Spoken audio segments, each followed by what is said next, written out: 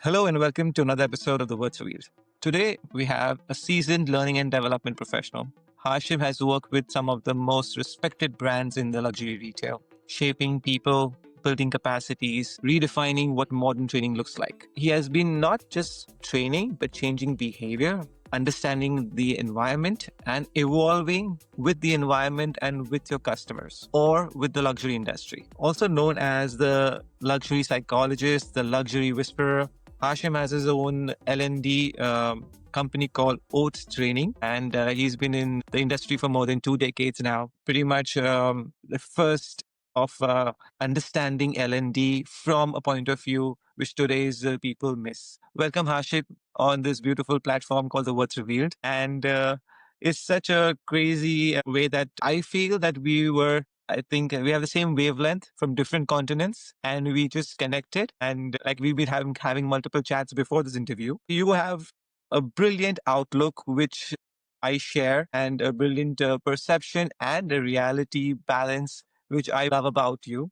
Please tell our audiences about you and how your origin story started. How did you come into being in luxury and your take on luxury retail? First, thank you so much for having me. It's been a great pleasure talking to you for many hours from before. And I'm quite excited to actually have this conversation. A little bit apprehensive of what we're going to cover, but let's see how it goes. I started my retail career many years ago, many decades ago, should I say, at a very young age, as every or most South Asian family do, that you always have a family shop that you have to go and work at. My mom, bless her, used to have a South Asian Pakistani attire clothing boutique that she run for 20 years by herself with the support of my father. I would help with the buying the buying of the garments and the selection of the materials.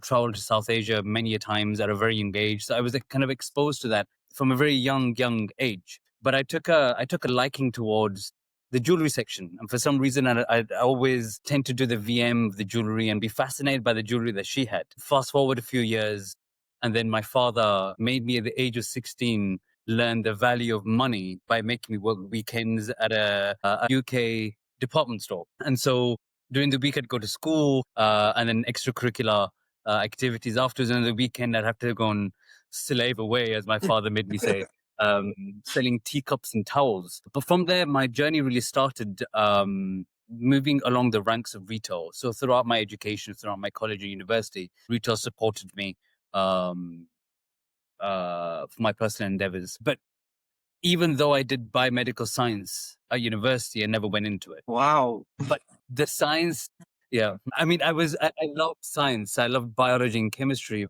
And I think that was mainly where the psychology part comes into. I really loved why things are. What is the reason of existence? How do they work? Why do they work? What is the end product of it? And so I think that science gave me a structure to be able to see somewhat the epidemiology of how things began and how things are and where they will go. After my degree, I completely didn't want to be in science because I was completely science out. And I stuck to retail and I worked my way up. And by that time, I was already in fine jewelry and watches. I'd say in my mid 20s or in my early 20s. And I just worked my way within the ranks from shop floor. So for me, I was lucky enough to kind of move within the arenas of luxury in the UK. So I worked for Harvey Nichols, I worked in Selfridges, I worked in Harrods. I've held positions of, sales associates to senior sales associates to concession managers. All in all, before moving from the UK to the Dubai, I was a creative director for a jewelry brand that serviced South Asian brides.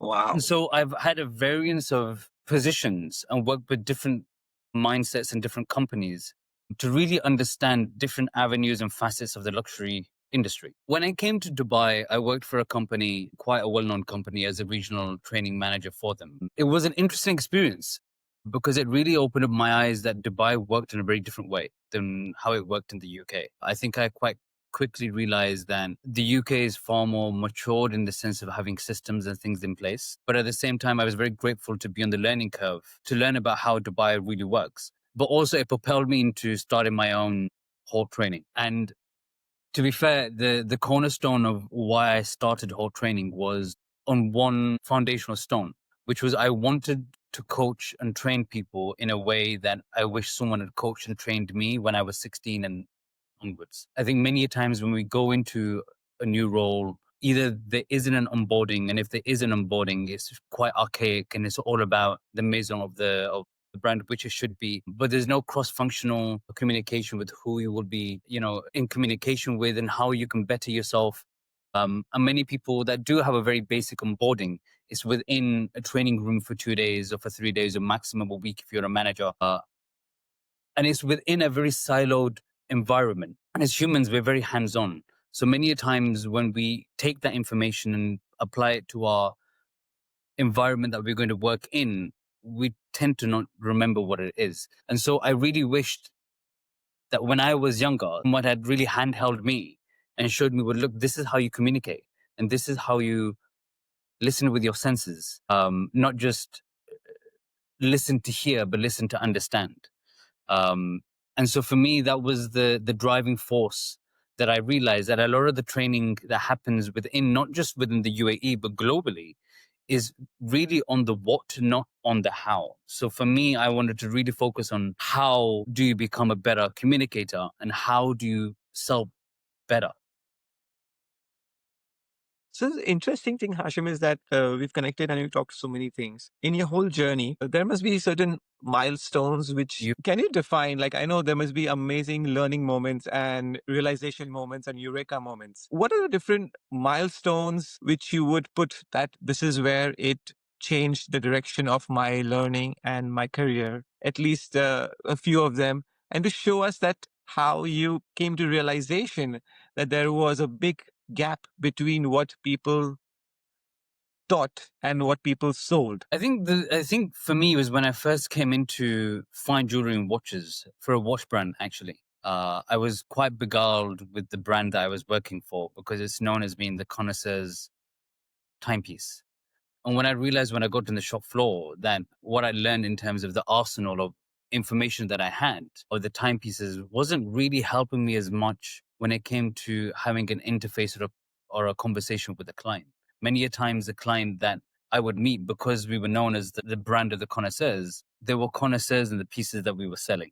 And so when it came to having a conversation with them, I was always taught this is a product, these are the features, and the rest will just happen by itself. A lot of the time, a lot of salespeople are working with a set of coordinated questions or a framework, which back in my day was called the 4 C's of clienteling, where you build rapport, you clientele, you connect with them, you overcome their objections, and in your mind you think every interaction is going to be the same. But as human beings, we love throwing curveballs, but I was never prepared for them. And so I had to learn to be okay with failure. But then at the same time, when you have your manager and you have a system that is pushing you towards KPIs and numbers, there's a big fear of if I lose this client with the potential of hundred thousands of pounds on the table, how would that look on me? And so for me, I had to create that safe space for myself to allow myself to make mistakes. I was fortunate enough also to later on go and work for a very, what's the word, ingenious man Hmm. from South Asia, uh, who had put India on the map when it came to fine jewelry. And his mind was like an elephant, like he remembered everything, but he also learned to listen to people that knew what they were doing. And he had employed another man that was the manager for by appointment and also private suites of Harrods. And that year, when he had left, his department alone had taken 20 million in revenue in that year. And so I somehow was lucky enough to be under his tutelage whilst I was working there. And he taught me a lot of things just by observation. And he would speak to clients that are millionaires and billionaires as walking through the door. And they would talk to him like they were his friends. And he's never met them before. And I would sit there and afterwards and dissect it with him, like, how do you do that? How are you so comfortable with people that are, I would think, for me, way above my station, and can own anything that they put their hand on or, place their eyes on?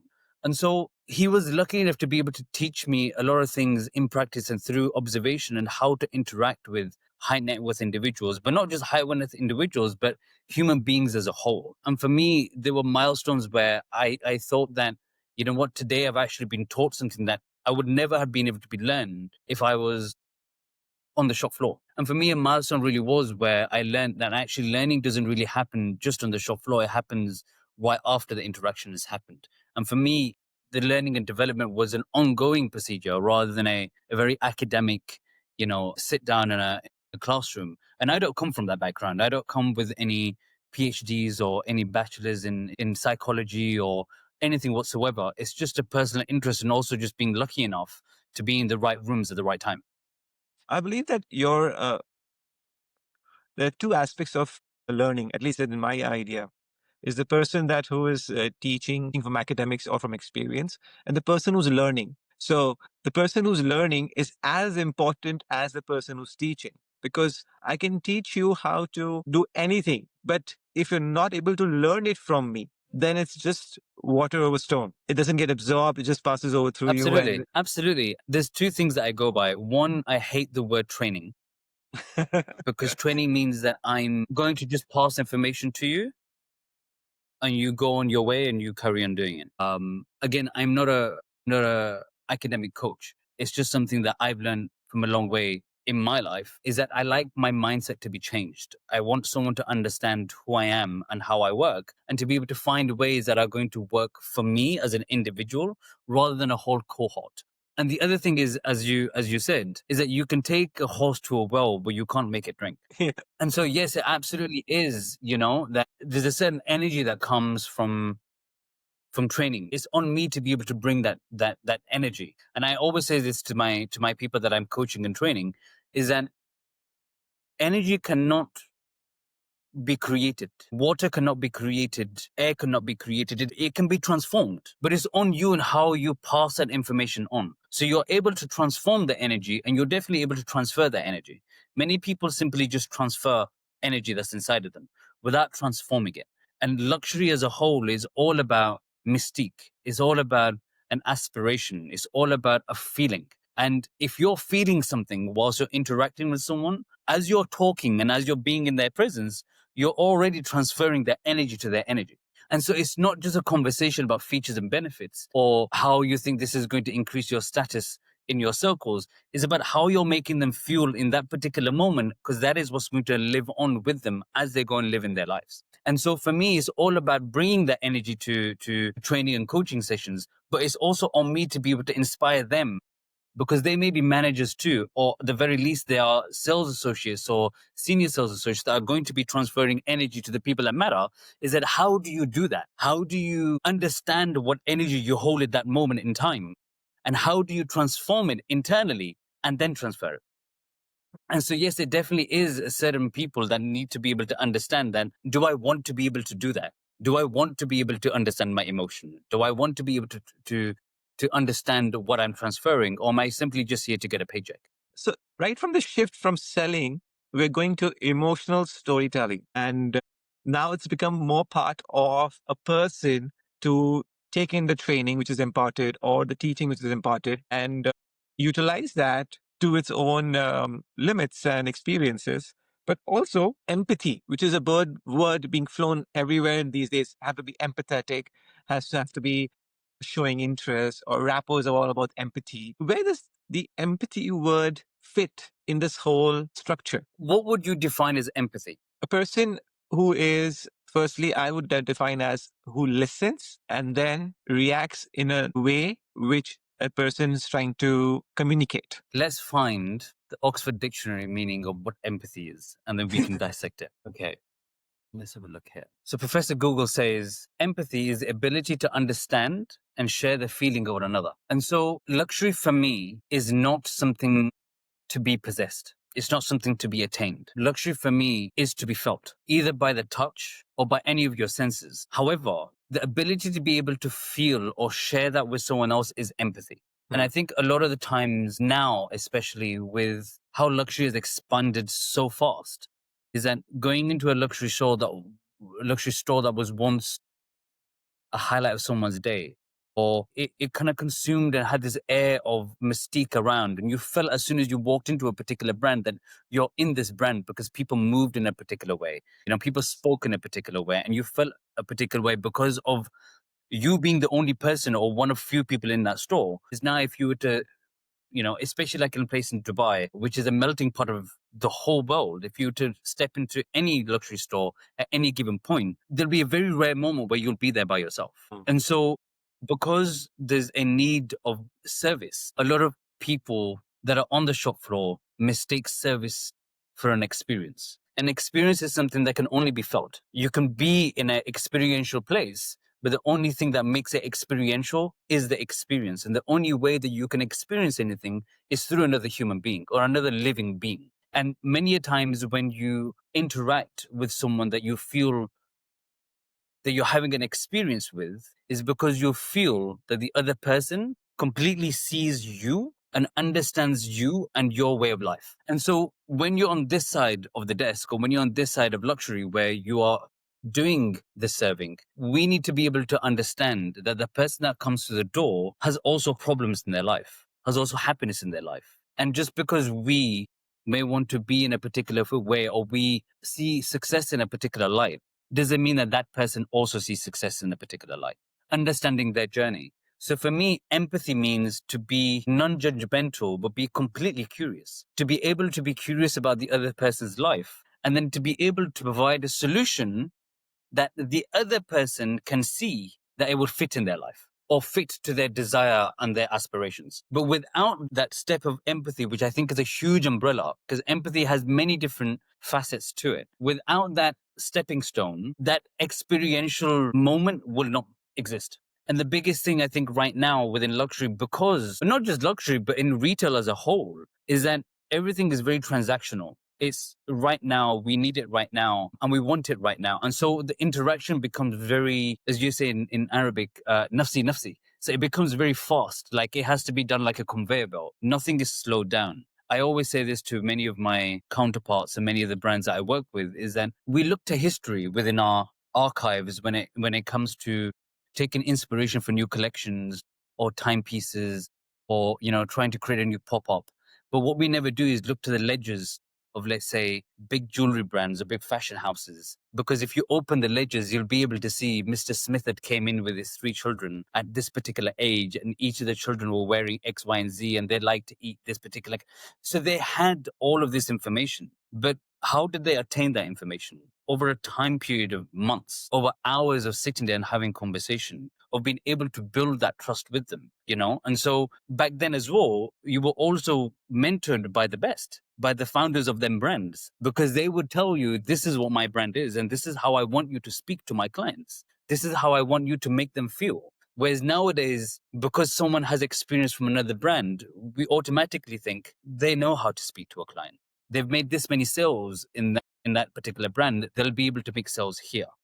Whereas now, relationships are the new currency. If you're able to build a relationship, you will succeed. Superb. How would I say, interpretation of the word empathy. I'm always impressed from the first time I talked to you. It is the idea that at least I would say in our generation, because since we are in between the Gen Z and the probably the Gen X and the baby boomers. I think what I'm trying to ask here is that in today's day and age, where I think the baton has been passed from the money, the old money, the new money, and everything to the children who are spending money or looking at saving the planet, sustainability. Is the storytelling or the way we people's behavior, like, because you mentioned out very clearly that everything has to be right now. I want instant gratification. I want instant happiness. I want it right now. Does the mindset affect or change the way the industry is behaving right now? I think the industry right now understands that there needs to be a shift because they are seeing within their dashboards and within their financial forecasting that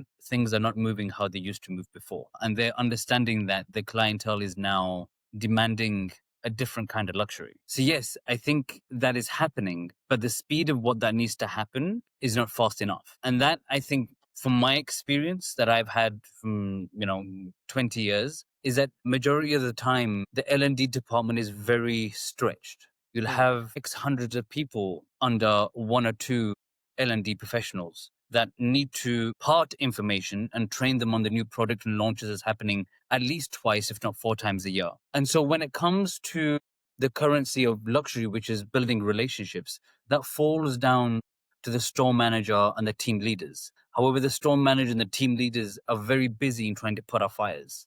That's happening right now.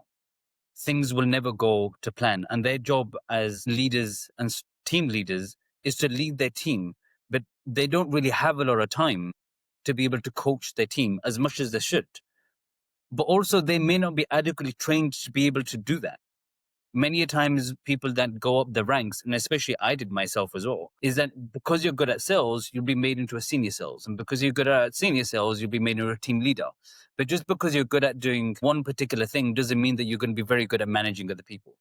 And so even within that transition, a lot of people will fall through the cracks. And so luxury has this self-made facade that everything is perfect. And that is what luxury likes to portray, is that it's an escapism. It's a way of life that a lot of people like to pertain, but many people do have. But the people that do have system in places so that stress is taken out. And so all of us that are working on the ground need to also be trained how to take that stress out. But the people that are in charge of that, they're too bogged down through the system to be able to do that. So yes, mindsets do need to change, but also I feel as though that a lot more needs to be given to L&D departments. Many of us need to be there, not just one or two. There needs to be a whole department and a whole restructuring within companies, which means that investors need to understand that L&D is not just something nice to have.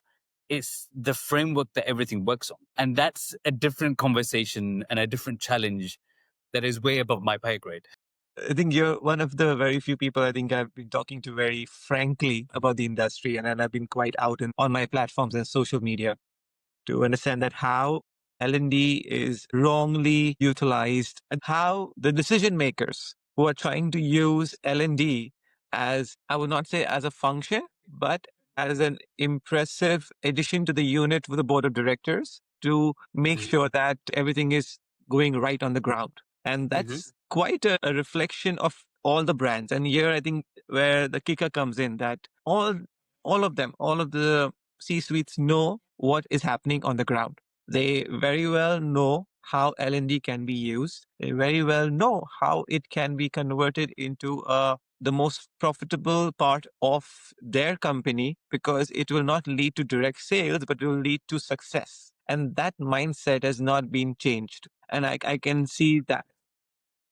I'd also add, actually it will create direct sales. It's hard to be able to quantify it, because how can you say that this one training has allowed, if an 8-hour training has created profit? It's very hard to be able to pinpoint that. But I think many a times we forget that as adults we have a different way of learning. And so putting adults into a room, giving them breakfast, having a great, thank you gift to see them off, spending 8 hours trying to train and coach is great, because you can get some engagement within there. How much of that is applied? And then also, who is evaluating that? And so for me, training isn't something that happens, or coaching isn't something that happens once every quarter. Like, it needs to be a whole new system that needs to come into place where, there's a weekly check-in, or there's weekly observations. There's, live training happening. Like, the store manager's job is to run the store, and yes, to be able to look after the welfare of the team members. But how much more can a store director or assistant directors do when actually they need to run a store and create revenue? For sure, that's their role. And the L&D team is there to actually learn and develop the team. But there's not many of them around, especially within a company, or there's an academy, and there's so much deficit and debt that needs to be done, is that it doesn't matter how many you employ, there's still going to be a deficit. But there needs to be a change, that a lot of training needs to happen on shop floor. And again, many a times brands will have the idea, well, actually, if there's training happening on the shop floor, then it breaks the facade of perfection, which is luxury all about. But there's ways of doing that. You can have people sitting in conversations. You can have them helping you out in a conversation. You can have a senior person assisting you whilst you're showcasing jewelry. So at least they're listening, and you feel as though there's a safe environment. One thing I feel as though that I wasn't given, and maybe even now here in the Middle East, because many times there's a fear of, I may lose my job. And if I lose my job, I'll lose the right to live and work within the UAE, because that is a real threat. because if you're no longer working for a company, you no longer are entitled to their visa. And so if you don't have a visa, you have an X period of time to either find a new job or to leave the country. And so it's all about being able to perform on the sheet. But the idea of creating a vulnerable safe space is very rarely found on the shop floor, where actually when you're having a conversation with that client, are you able to be like, well, did you see when the client moved that way? What do you think they meant? And so when the client said that, did you pick that up? And if you didn't, what were you thinking at that particular point? So the sales associate can be able to have that aha moment in real time to be like, I never noticed that. But without that step happening, is very rarely you're going to find that you're going to learn. And maybe that's just how I do it. I have ADHD. So for me, like I need to be caught in the moment to be like, look, Hashim, this is how, did you notice that? No, I didn't. Well, actually, if you go back in your mind, the client said this and did this. Yeah, you're right. So you missed that cue. So you need to be able to be far more attentive and listen with your senses, not just with what's in front of you. And for me, I'll be like, okay, I get it now. I'm going to be far more aware. My perspective has now been broadened. But that doesn't happen. Very rarely does it happen, not just here within the UAE, but within any brand. And so I think more of that needs to happen. But for that to happen, there needs to be a whole restructuring of how L&D is seen. So, what do you think is the first step, the smallest step required to start the restructuring?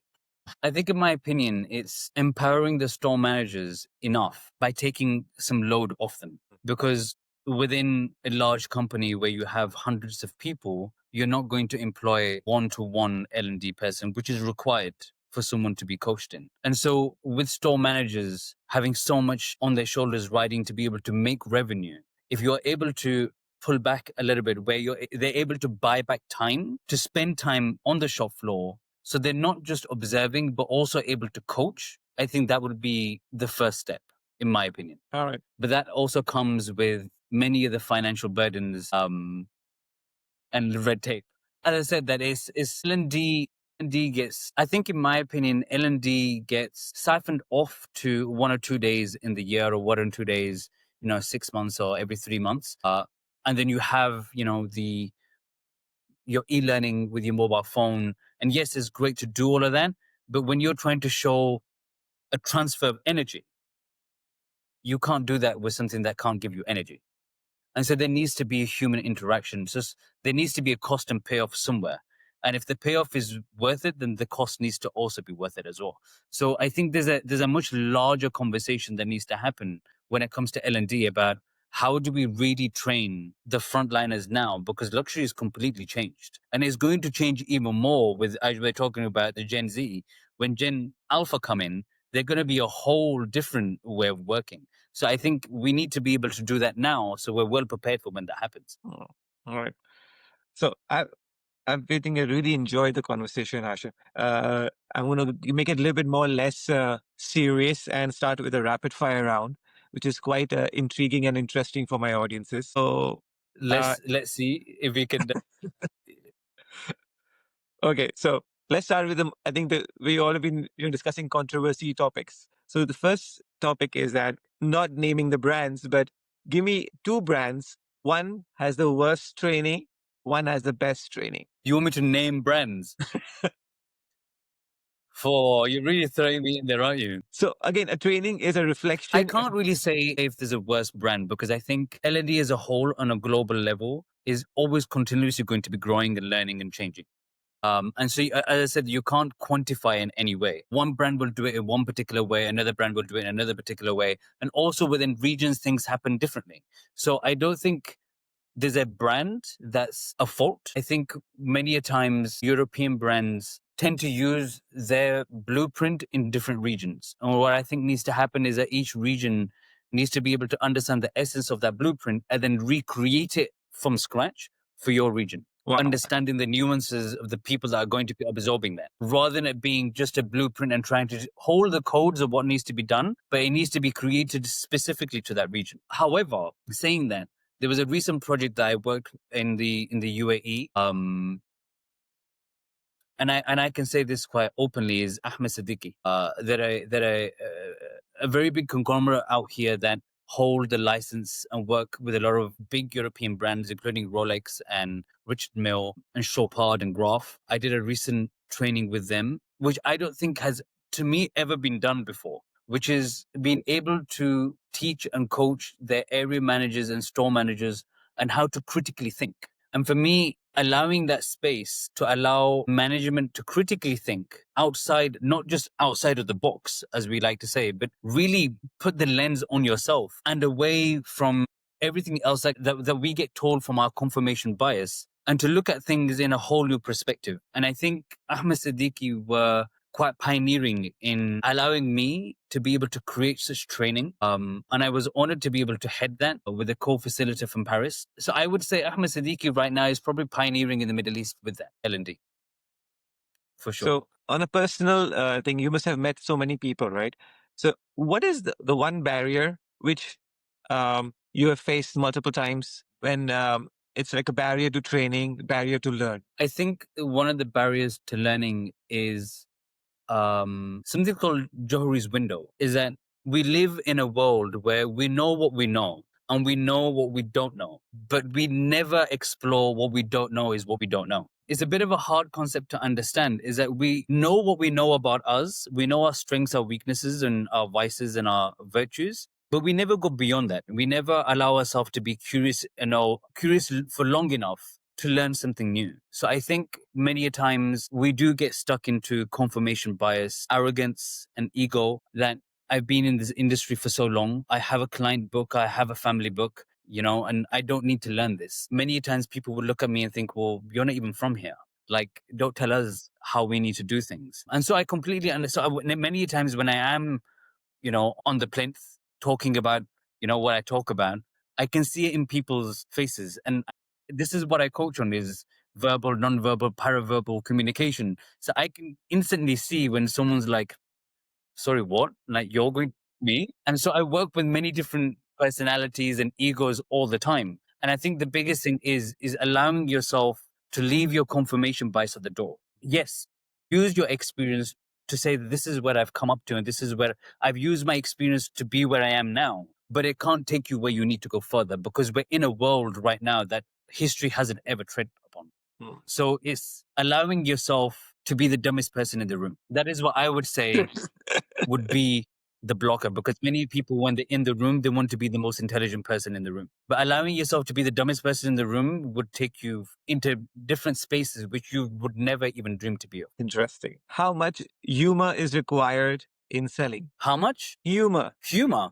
Humor, I think, is a very fine line to tread on. I think it very much is required to be able to create a level of understanding between two people. But if it's not used in the right way, you can go completely the other. You could go completely south. So I think it's there to be used, but you have to learn and know when to use it. So it definitely is a tool to have in your arsenal, but not to be used with anyone, everyone, but know when and how to use it. Which is more difficult to convince, the Gen Z or the leadership team? I don't think you can convince anyone, first and foremost. And that's just human beings as a whole. If I don't like coffee, you're not going to make me drink coffee. If I'm a tea drinker, I'm not going to drink coffee. I can show you and I can maybe understand why you like drinking tea rather than coffee, and create similarities and try to make you imagine how coffee would feel, so you would make the choice to try. But I would never convince anyone to do anything, first and foremost. But for the sake of argument, I think if I was to try and have a conversation and get someone to see my point of view, it probably would be Gen Z. And the basis of that is because I think I understand their viewpoint, and I understand how they work. And I mean, not individually, but as a generalization. And so once you can understand what they are seeing, you're then better able to have a conversation with them. I think with C-suite, with them, many a times, they want to see numbers. And I live in a world where things are not quantified, they're felt. And so it's a lot harder to be able to explain to someone that wants to see something that cannot be seen than to be able to explain something the way you can share the viewpoint and have a conversation about it. Okay. Okay. Let's. I don't know if that makes sense. As you said, like Gen Z are all about sustainability, rapid fire right now, as we're doing. Like I want something right now. They want to be able to see the dopamine straight away, again, because the way technology has been created and how we live in it. However, Generation Alpha are going to be completely different. Yes. I think, they are going to be far more private. I think they're going to see what technology has done to their previous generation, i.e., us.